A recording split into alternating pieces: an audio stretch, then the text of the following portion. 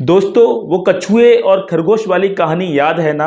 अब अगर कहानी याद है तो आपको ये भी पता होगा उस कहानी से क्या मोरल या फिर क्या शिक्षा मिलती है।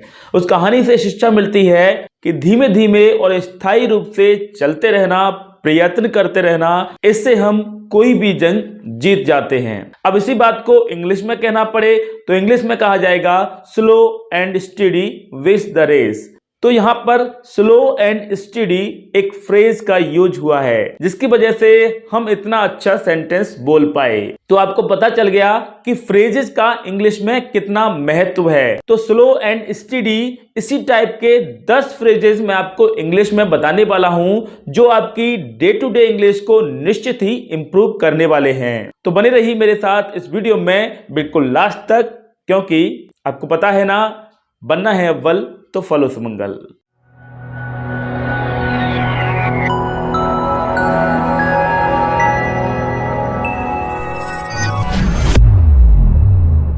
Hello everyone, this is Sumangal Sakarbar and you are watching English Way Academy. आज मैं आपको सिखाने वाला हूं 10 ऐसे फ्रेजेस जो आपको डे टू डे इंग्लिश के लिए बहुत ज्यादा मदद करने वाले हैं। लेकिन इससे पहले एक छोटी सी रिक्वेस्ट है कि अगर आपने अभी तक हमारे चैनल को सब्सक्राइब नहीं किया है तो चैनल को अभी सब्सक्राइब कीजिए और उसके बाद बेल आइकन को क्लिक कीजिए ताकि आपको टाइम पर इसी तरह के वीडियोज के नोटिफिकेशन मिल जाया करें। वीडियो को अगर लाइक नहीं किया है तो वीडियो को लाइक भी अभी कर दीजिए, क्योंकि बाद में आप भूल जाते हैं कि वीडियो को लाइक भी करना है। तो चलिए बिना किसी देर किए अब हम सबसे पहले फ्रेज की तरफ आगे बढ़ते हैं।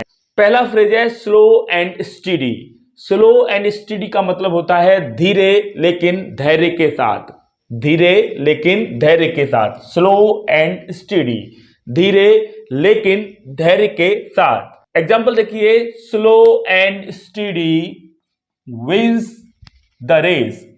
Slow and steady wins the race, यानी कि स्लो यानी कि धीमे धीमे चलते रहना और स्थायी रूप से चलते रहना, इससे हम रेस जीत जाते हैं, कोई भी जंग जीत जाते हैं। नेक्स्ट है आज का second phrase, right and left.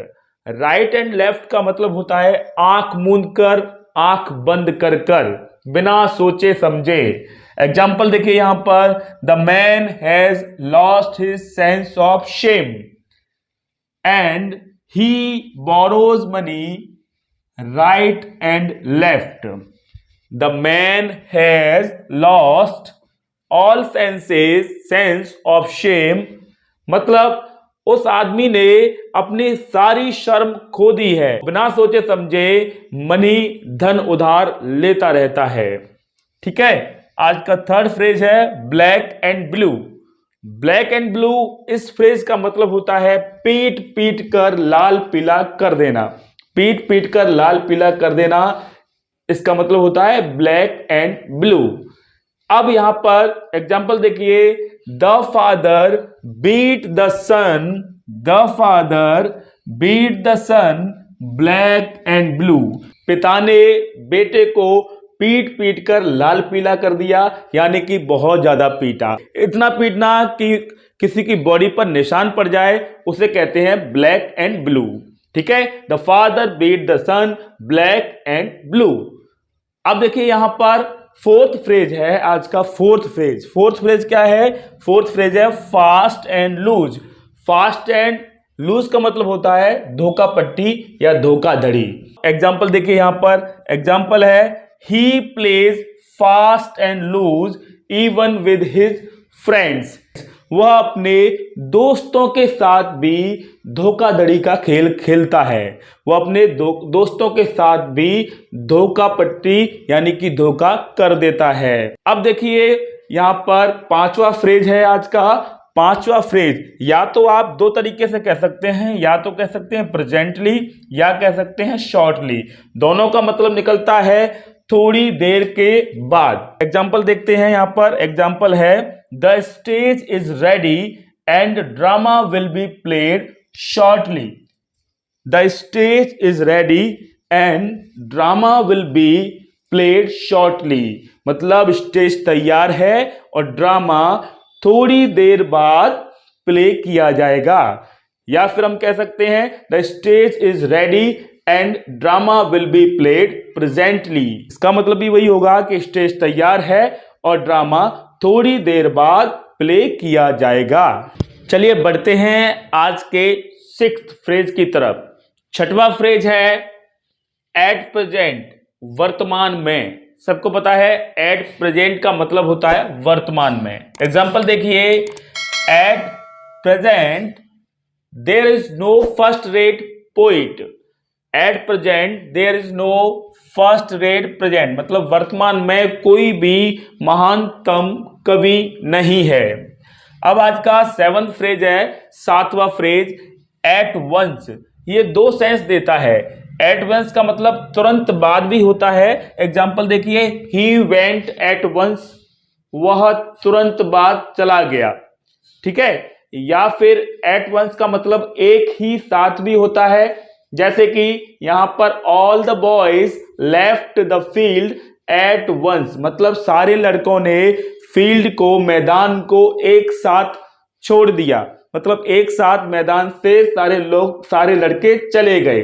ठीक है। तो एट वंस का यहां पर 2 अर्थ हो रहा है, तुरंत बाद और एक साथ। ठीक है। अगला है एट ऑल। एट ऑल का मतलब क्या होता है? एट ऑल का मतलब होता है एकदम। जैसे कि do you know English, do you know English. तो यहां पर डू यू नो इंग्लिश, क्या तुम अंग्रेजी जानते हो? तो जवाब आ रहा है नो, नॉट एट ऑल। आपने कई बार कहते हुए सुना होगा नो, नॉट एट ऑल। तो इसका मतलब है नहीं, एकदम नहीं।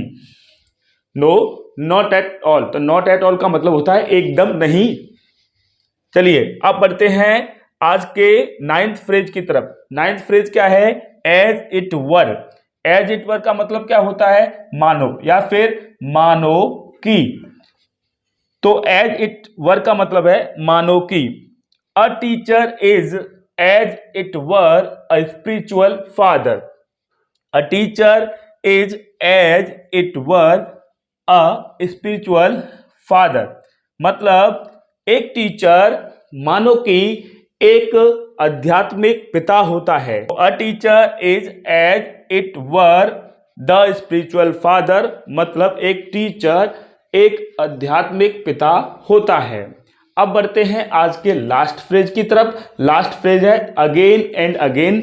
सब जानते हैं अगेन एंड अगेन का मतलब बार बार होता है, लेकिन इस शब्द को हम, इस फ्रेज को 2-3 तरीके से बोल सकते हैं। अगेन एंड अगेन भी बोल सकते हैं, ओवर एंड अगेन भी बोल सकते हैं, टाइम एंड अगेन भी बोल सकते हैं। तीनों में से कोई भी शब्द यूज किया जा सकता है, कोई भी फ्रेज यूज किया जा सकता है। Again and again, over and again, time and again. इन तीनों फ्रेजेस का अर्थ क्या होगा? बार बार।